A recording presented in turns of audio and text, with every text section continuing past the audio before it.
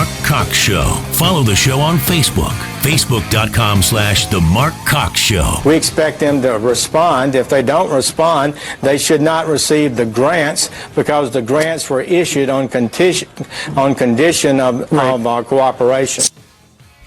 That was the Attorney General this weekend talking about the fact that he's ready to cut off funding, as he's promised, to some of these cities who continue to embrace sanctuary city policies. And, there's pushback everywhere from the mayors out in California to the big cities of San Francisco and Los Angeles to Chicago, where Dick Durbin came out this weekend and said that he fully supports Chicago being a sanctuary city. We're joined right now by Hans von Spakovsky with the Heritage Foundation. Hans, how are you, my friend? Mark, I'm doing fine. How are you? I'm doing well. Great to have you on the show. I appreciate that. About the sanctuary cities, if you're receiving a grant from the federal government, there are always strings attached. I'm not quite sure why these cities seem to think they aren't attached in this case. Well, the cities are just blustering is what they're doing. Look, there's actually been court cases on this, and probably the one that's most relevant to this is, but remember back when the drinking age was still 18? Well, Congress back then passed a bill, because this is determined by states. Remember, Congress passed a bill that said 5% of your highway transportation monies will be withheld to a state if you don't raise your drinking age from 18 to 21. Well, a number of states went to court, said you can't condition this money on that kind of a requirement, and the U.S. Supreme Court said, well, yeah, they certainly can. And they did the same thing with the speed limit, didn't they, in some cases? Yeah, they did. Exactly right, with the 55-mile-an-hour speed limit. Here, look, we're not even talking about the kind of money that states are entitled to get for, like, Medicaid, the entitlement money. Here, we're talking about a purely discretionary grant program. The Justice Department gets about $4 billion a year from Congress that it can give out to cities and towns across the country to help them improve their law enforcement. You have to apply to get the money, and the Attorney General can award it to whoever he thinks is going to make the best use of the money. So it makes perfect sense that he's not going to give money to cities that say, oh, by the way, we are going to obstruct federal enforcement of immigration laws. Yeah, you in the article that you wrote regarding this, and I really enjoyed reading that, you referred all the way back to President James Madison, right? Yeah, and Andrew Jackson. People seem to forget in 1832, when Andrew Jackson was running for re-election, he actually went to visit retired President James Madison, asking for his advice because of what they call the nullification crisis. South Carolina was taking the position that it, as a state, had the right to basically nullify federal law and decide whether or not federal laws would apply in the state of South Carolina. That's kind of what's happening today with these immigration provisions. Yeah. Is this about to come to a head? I mean, the fact that Senator Durbin was out speaking about it this morning. I mean, are we to the point where these grants are about to be handed out? Is that the question here? The question is, a number of cities have already sued, Seattle being one, claiming that the Attorney General can't cut off their access to grant money. Those cases are going to go through the courts. I think eventually they're going to end up at the Supreme Court. And the Supreme Court is basically going to squash all of these cities and tell them, no, this is something the Attorney General has every right to do. Well, it comes down to a law and order issue, and yeah, I don't know. I mean, maybe 8 years of being able to ignore laws that you didn't like have kind of spoiled some of these mayors. Oh, I think that's it exactly. But look, the bottom line that everyone needs to realize here is that, look, what these mayors are doing is actually dangerous. They're for the residents of their city, because what they're saying is, we're creating a sanctuary for criminal, illegal aliens.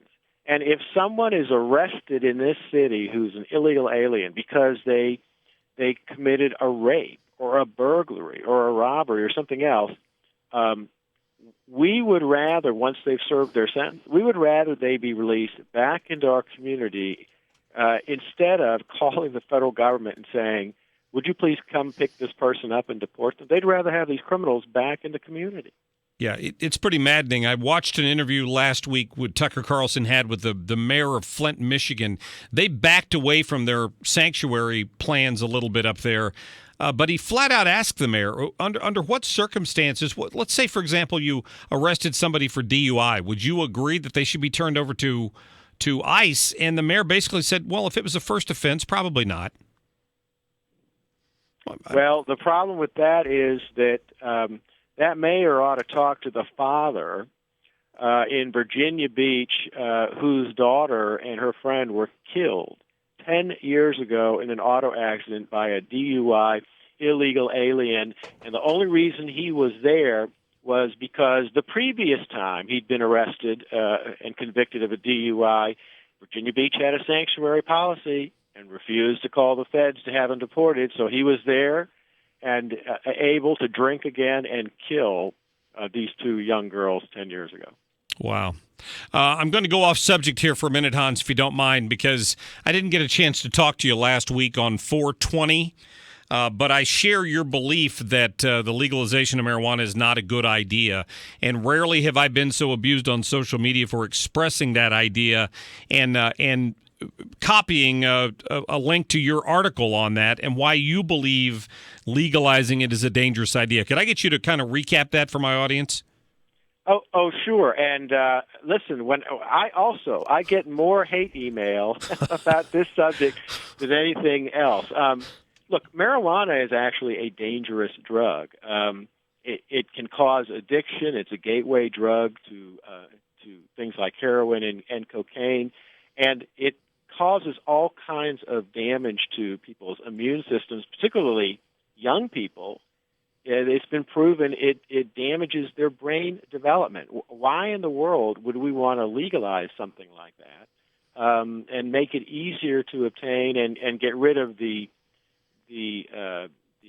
social prohibition on using it? It's just a bad idea all around. Yeah, and there have been, I know the National Institutes for Health and some others have done studies detailing that, which the people who are for legalization immediately want to poo-poo all of those studies or any concerns and immediately point to alcohol and say that alcohol does a lot more damage.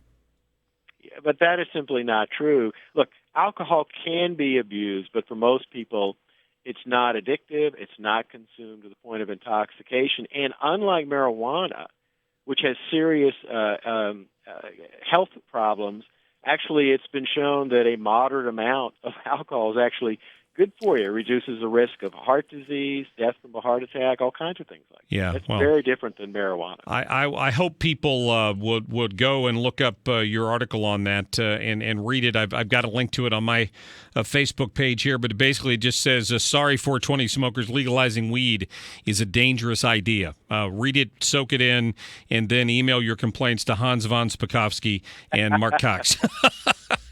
Hans, thanks for your time. Thanks, Mark. Yeah, no problem. Have a great day. Thank you. All right. Bye. Thank you for your time. I appreciate that. I enjoyed his article, and I know that the phone lines are going to light up now for all the people that like to light up. They're going to light up my phone lines wanting to talk about marijuana. But I'm sorry, folks. This is opinion radio. That's my opinion. I think it's the comparisons to alcohol fall flat for me. It's a bad precedent for our children, and I'm not quite sure why we would want to give it tacit approval by legalizing it. And I understand all of the arguments about the state shouldn't be able to tell me how to do this. Well, what's next? We're going to legalize crack. We're going to legalize heroin. Somebody said, well, you're ignoring all the problems with pharmaceuticals, that the pharmaceutical industry pushes all these opioids and all that. I'm not denying that any of that is a problem. I'm just saying I've seen lives ruined from way as far back as I can remember my high school days of people that smoked weed all the time. And I can tell you where most of them are today.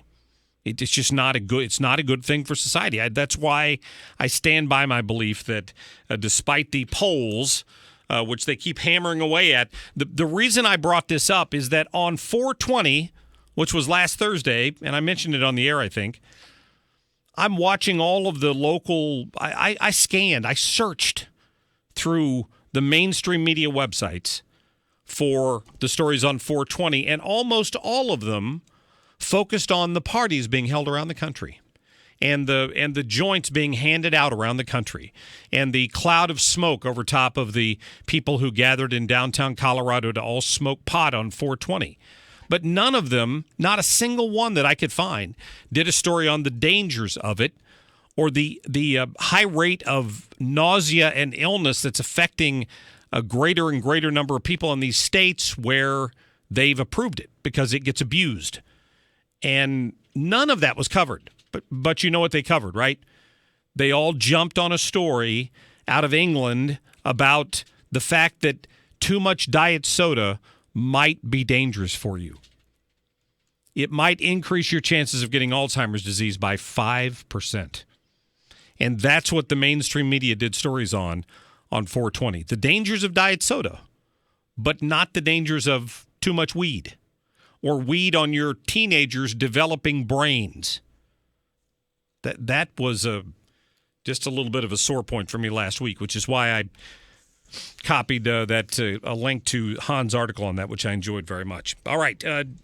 When we come back, we're going to talk to Mike Emanuel, we're hoping, from the Fox News Channel, who is going to be on Capitol Hill talking more about this shutdown, the possibility of the government shutting down. Remember what happened to that last time when President Obama shut down all the federal parks in Washington, even though most of them aren't staffed to begin with, but he roped them off to try to drive home a point about the evil Republicans? We could be headed down that path again. And Professor Alan Sachs talking more about health care. Will we see a vote this week on a replacement for Obamacare, a repeal and replace bill? Maybe. We might. It's all coming up right here on the Mark Cox Show, 314-969-9797.